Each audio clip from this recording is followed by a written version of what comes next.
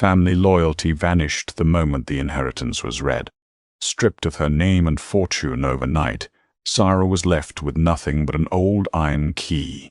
What she found locked inside her grandfather's rusted Diebold safe didn't just rewrite her past, it destroyed her greedy relatives' futures forever. The mahogany-paneled conference room at Sterling Pratt & Associates felt more like a tomb than a law office.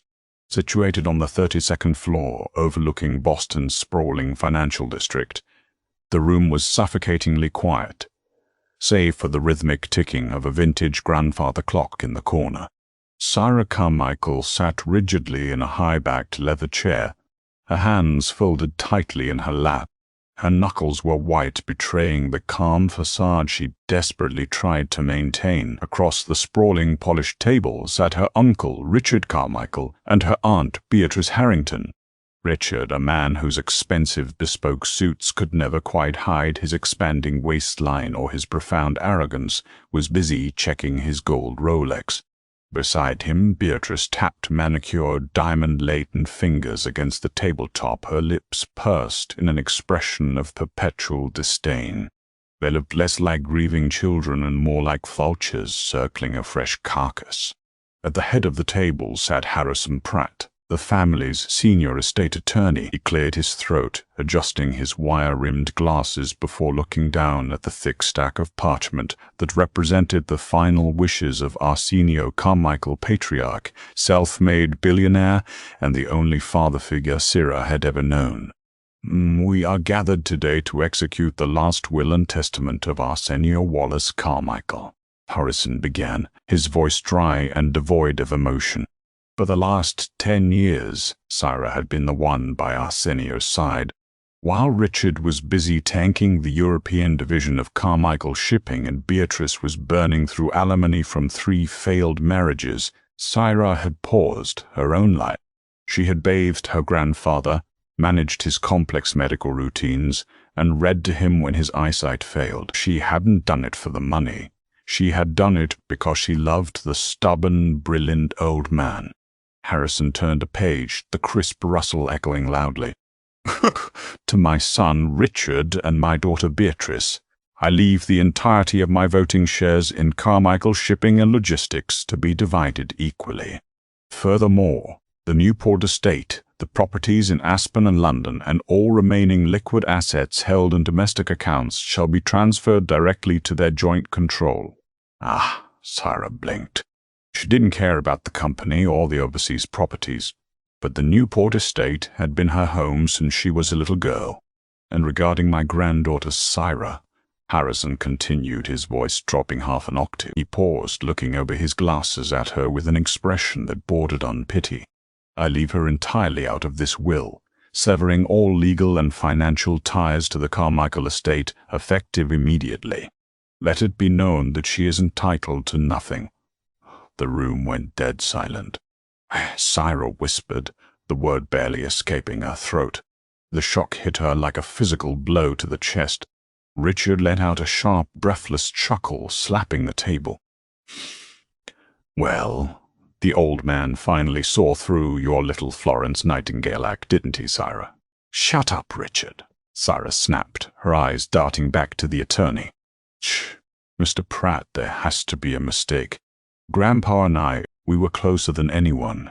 He told me just last month that the Newport house would always be my sanctuary." Harrison sighed, closing the heavy leather folder. "I assure you, Sarah, the document is legally binding, properly witnessed, and explicitly clear. Arsenio was of sound mind when he drafted this amendment 6 months ago." "Aha!" Beatrice leaned forward, the cloying scent of her Chanel perfume wafting across the table. Don't make a scene, dear. It's embarrassing. You played your cards. You leeched off him for a decade, and in the end, blood won out. Now, as the legal owner of the Newport property, I'm going to have to ask you to vacate the premises. Today." You can't be serious." Sarah stood up, her chair scraping violently against the hardwood floor. "All my belongings are there. My mother's things are there. Have until 8 o'clock tonight to pack whatever fits in your little sedan," Richard said. standing up and buttoning his suit jacket with a smirk.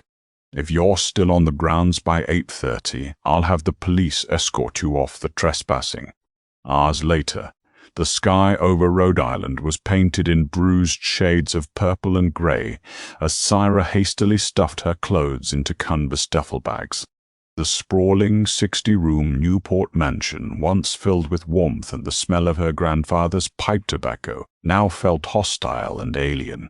The staff people she had known for years avoided her gaze, undoubtedly terrified of Richard's incoming wrath. She zipped her final bag, fighting back a wave of exhausted tears. She had $30 in her checking account and nowhere to go. Her grandfather's betrayal cut deeper than the loss of the money. Why would he do this? Why humiliate her in front of the two people who despised them both? As she carried her bags out the servants' entrance to her beat-up Honda Civic, a shadow detached itself from the ancient oak tree near the driveway. Syra gasped, dropping a bag, but relaxed when she recognized the withered, lined face of Thomas, the estate's head groundskeeper. He had worked for Arsenio for 40 years and was notoriously fiercely loyal to the old man.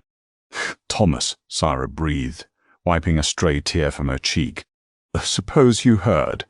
Thomas didn't offer a sympathetic smile or a word of comfort. Instead, he looked nervously over his shoulder toward the main house, where lights were already flicking on in the grand ballroom. He reached into his heavy canvas jacket and pulled out a small, intricately carved wooden box. "He made me swear on my life not to give this to you unless they threw you out," Thomas whispered, his voice gravelly and urgent. He shoved the box into her hands. It was surprisingly heavy. "Whoa, Grandpa?" Syra asked, staring down at the wood. "He told me they would take everything. He said it had to look real or they wouldn't take the bait." "Arch, don't open it until you are completely alone, Miss Syra. And for God's sake, don't let Richard see you." Before she could ask another question, Thomas turned and vanished into the labyrinth of manicured hedges. Syra slid into her car, locking the doors with trembling hands. She placed the box on the passenger seat, staring at it as if it were a bomb. Taking a deep breath, she pumped the small brass latch. Inside rested two items: a heavy black iron key with an unusually long, jagged barrel, and a piece of heavy cardstock with a single sentence written in her grandfather's unmistakable, sharp handwriting. "The truth lies where the shadows fall at 3 p.m. in my study." Syra spent the next week living out of a dingy $20-a-night motel off Route 138 in Middletown. The room smelled of stale cigarettes and damp carpet, a stark contrast to the Egyptian cotton sheets and ocean breeze she was accustomed to. During the day, she worked shifts at a local diner, counting her pennies, but her mind was entirely consumed by the iron key and her grandfather's cryptic note. She knew exactly what the note referred to. Arsenio's private study on the 3rd floor of the Newport mansion was a sanctuary few were ever allowed to enter. It featured a massive stained glass window facing west. At precisely 3:08 p.m. during the summer months, the sun hit the center of the glass, casting a distinct, elongated shadow of the window's wrought iron lattice onto the floorboards near the far wall. But knowing where the safe was and getting to it were two completely different things. Richard and Beatrice had immediately moved into the estate, bringing with them a team of private security guards. Syra's opportunity arrived exactly 9 days after her eviction. A glossy local magazine had announced that the new Lord and Lady of the Carmichael estate were hosting a lavish midsummer gala to celebrate their new status.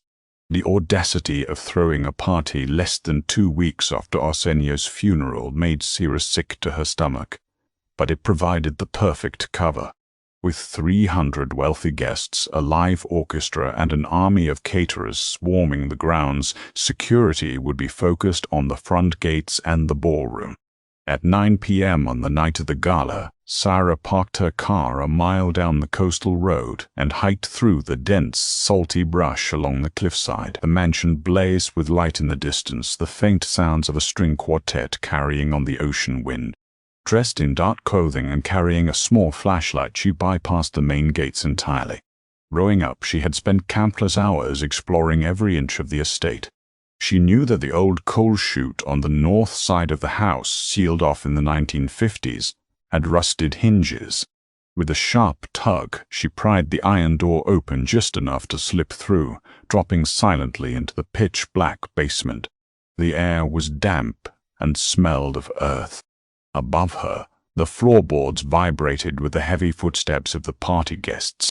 Syra crept through the basement, navigating by memory until she found the narrow, spiraling servant stairs. These stairs were built inside the walls, designed so the Victorian-era staff could move through the house unseen by the wealthy owners.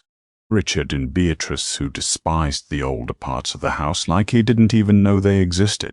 Her heart hammered against her ribs as she climbed higher and higher, the sounds of laughter and clinking champagne glasses echoing through the plaster. Finally, she reached the third-floor landing and pressed her ear against the hidden door leading into Arsenio's study. Silence. She pushed the panel open. The study was dark, illuminated only by the moonlight filtering through the stained glass window. Everything was exactly as Arsenio had left it: the leather wingback chair, the massive mahogany desk, the walls lined with thousands of rare books. Syra moved quickly to the far wall. She knelt on the Persian rug, exactly where the shadow of the lattice would fall in the mid-afternoon sun.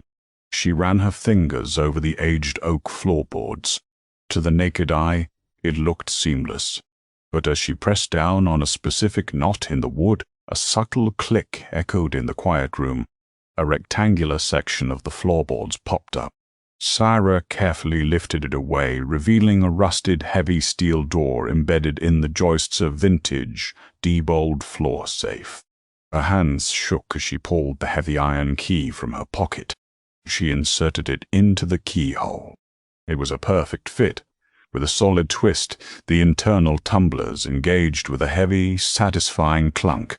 She grasped the brass handle and hauled the heavy door open. Inside the dark cavity was no gold, no stacks of cash, and no jewelry. Instead, there was a single thick leather briefcase. Syra pulled it out and unzipped it. The first thing she saw was a standard manila folder bearing the seal of a law firm, but not Sterling, Pratt & Associates. It was from a highly exclusive, notoriously secretive firm based in Geneva, Switzerland. She opened the folder and aimed her flashlight at the top document. It was a last will and testament, dated just 2 weeks before Arsenio's death. Syra began to read, her eyes widening with every paragraph. The document she had heard in Boston was a complete fabrication, a dummy will, legally null and void, drafted entirely as a trap. "Ha! To my biological heirs," the true will read. "If this document has been retrieved, it means my suspicions were correct, and the traps I laid for Richard and Beatrice have been sprung."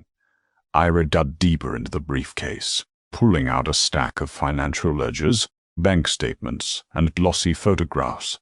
The deeper she looked, the more the horrifying reality of her family came into focus. The ledgers detailed years of massive corporate embezzlement.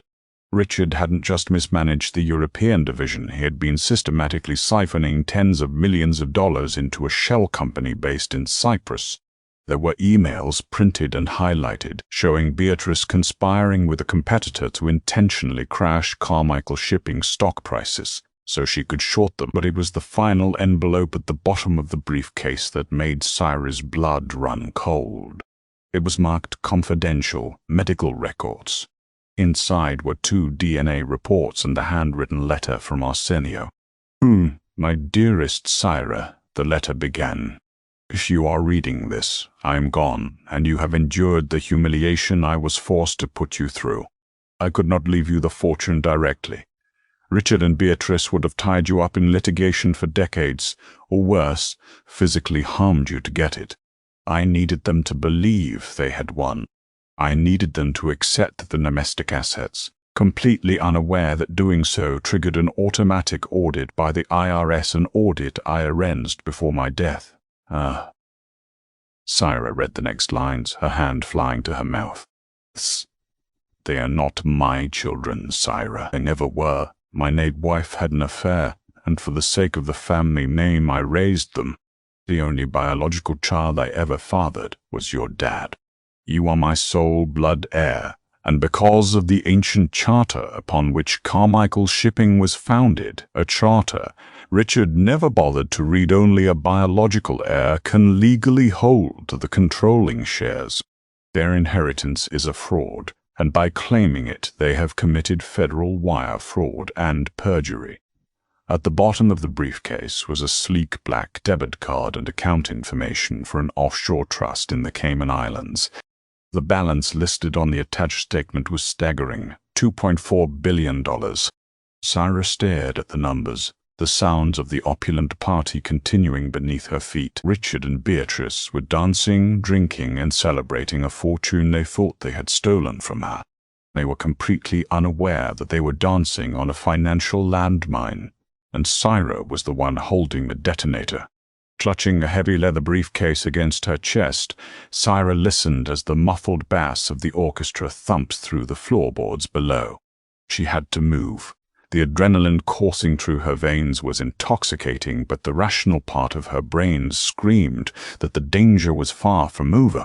If Richard's private security caught her trespassing in the restricted third-floor study, they wouldn't just call the police, they would confiscate the briefcase, destroy the evidence, and likely ensure she met with a tragic, inexplicable accident.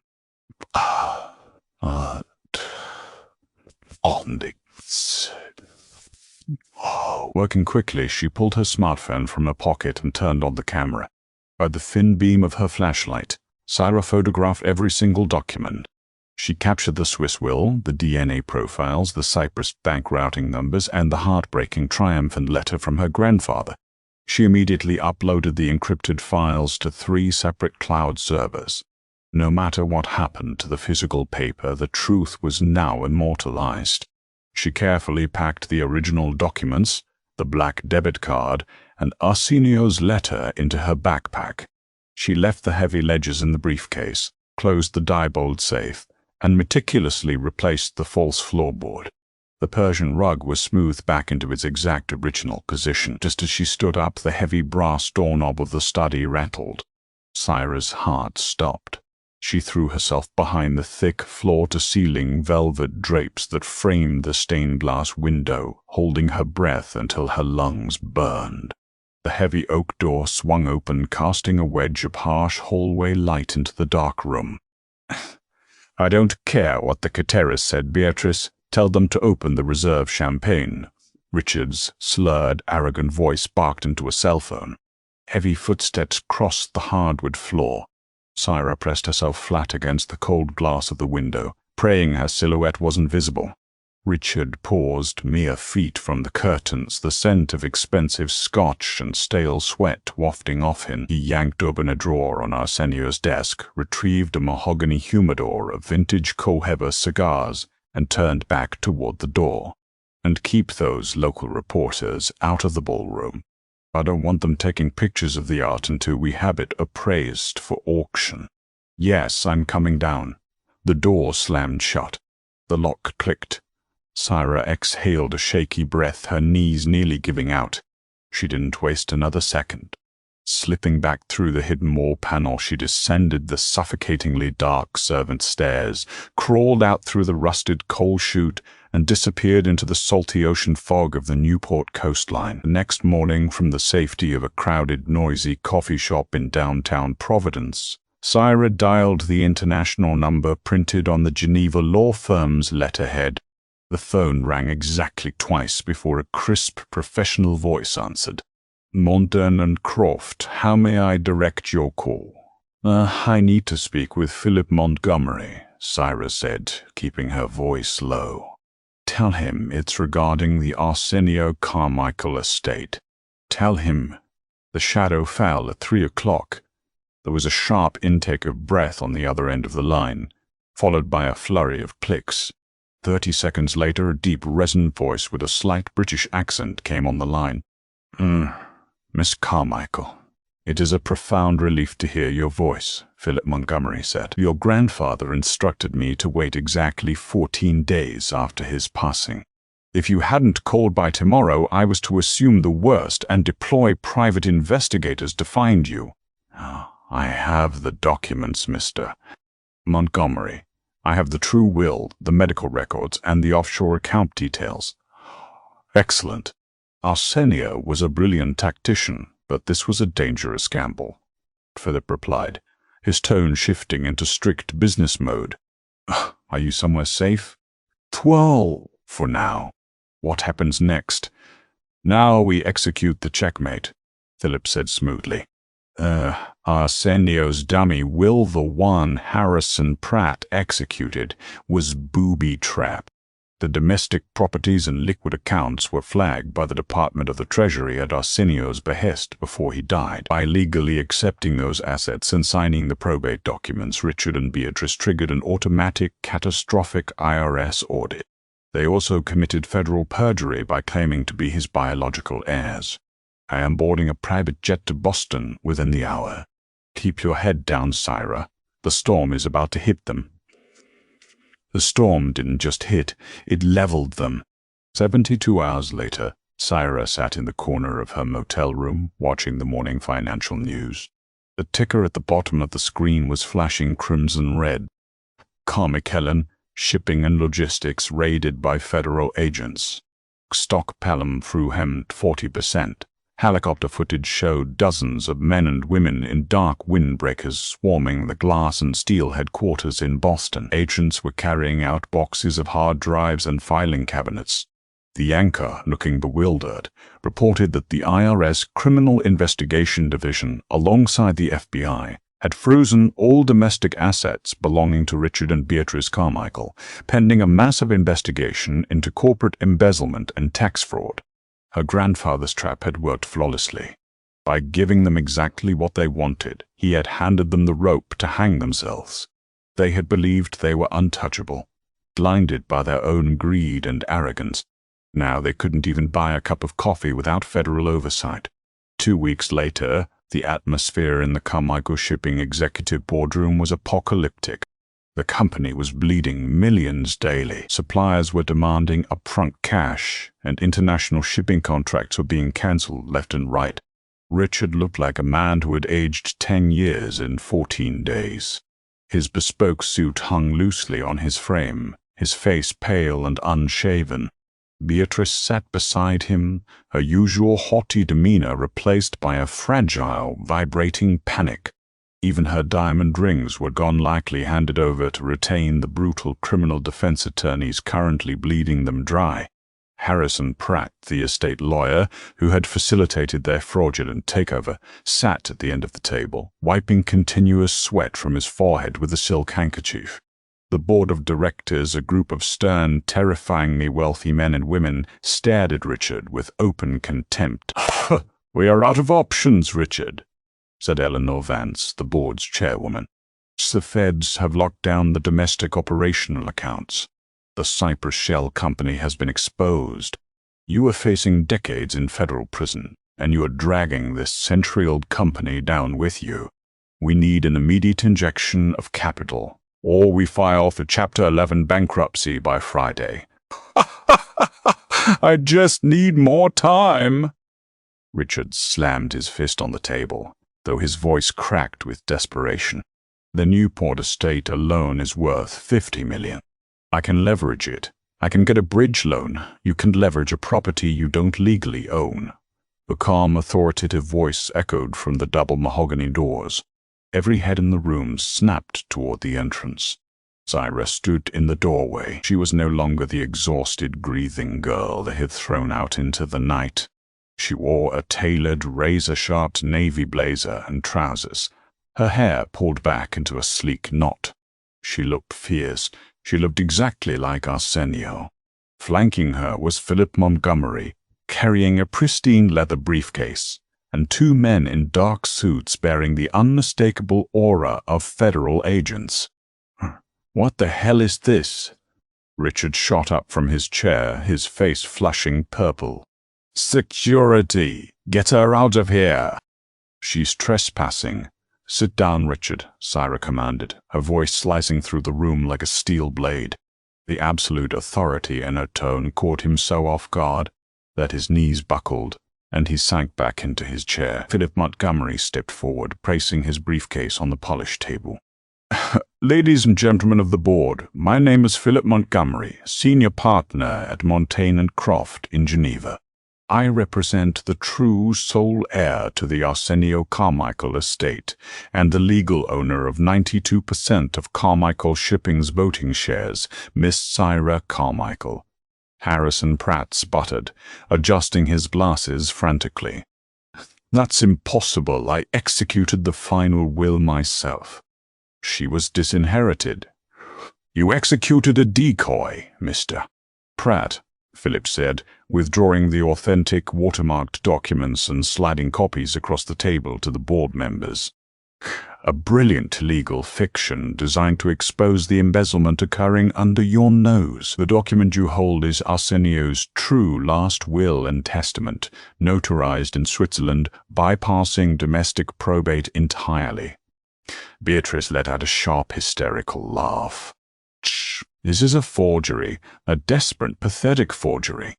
We are Arsenio's children. We are the legal heirs by blood. Syra stepped up to the table, staring directly into Beatrice's panicked eyes. She reached into her blazer and pulled out the medical folder, tossing it onto the table so it slid directly in front of her aunt. No, Beatrice, you aren't, Syra said softly, though the words carried to every corner of the silent room. Read the DNA reports. My grandfather knew for 30 years that his late wife had an affair. He knew neither of you shared a single drop of Carmichael blood. He raised you out of pity and to protect the company's reputation, but he would never let you destroy his legacy. Richard snatched the folder, his eyes darting frantically over the lab results. The color drained completely from his face. The paper trembled in his hands. No, this is a lie. Carmichael Shipping was founded under a strict, irrevocable family charter. Philip Montgomery continued, turning to the board. Only a biological heir can hold controlling shares. By claiming the inheritance, Richard and Beatrice committed grand fraud. Furthermore, Miss Carmichael has already utilized her grandfather's offshore emergency trust to inject $2 billion in liquid capital into the company's European accounts this morning. The company is solvent, the crisis is over. A collective audible sigh of relief washed over the board of directors. Eleanor Vance looked at Syra with newfound profound respect. Miss Carmichael, it seems we are at your disposal. What are your first orders as majority shareholder? Syra didn't take her eyes off Richard and Beatrice. They looked utterly broken, finally realizing the sheer magnitude of the trap they had eagerly walked into. My first order, Syra said, her voice dripping with ice, is the immediate termination of Richard and Beatrice from all corporate roles, stripping them of all company benefits, pensions, and protections. You can't leave us with nothing, Beatrice shrieked, tears finally spilling over her heavy makeup. We'll go to prison, the lawyers. We have no money. I have exactly what you gave me, Kara replied coldly. Nothing, and you have 5 minutes to vacate my building before I have you arrested for criminal trespassing. The 2 federal agents stepped into the room, pulling a pair of handcuffs from their belts. Mr. Carmichael, Miss Harrington, we have a warrant for your arrest regarding the Cyprus accounts. Stand up, please.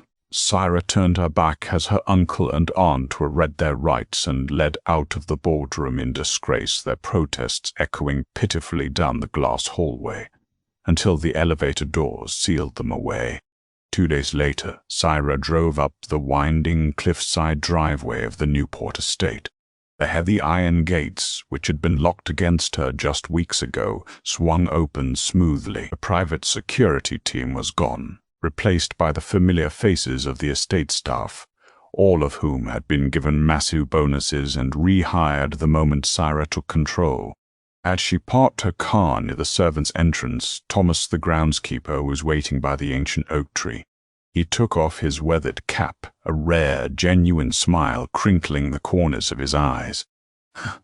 "Welcome home, Miss Syra," he said quietly. "Thank you, Thomas," Syra smiled, pulling the heavy black iron key from her pocket and turning it over in her palm. The metal caught the afternoon sunlight. It's good to be back. Now, let's go open all the windows. This house needs some fresh air." Syra's journey proves that the truth, no matter how deeply buried, will always come to light. Her grandfather's brilliant final act didn't just secure his legacy. It delivered ultimate justice to those blinded by greed. Did this story keep you on the edge of your seat? Hit that like button, share this video with someone who loves a brilliant plot twist, and don't forget to subscribe for more thrilling real-life drama stories every single week.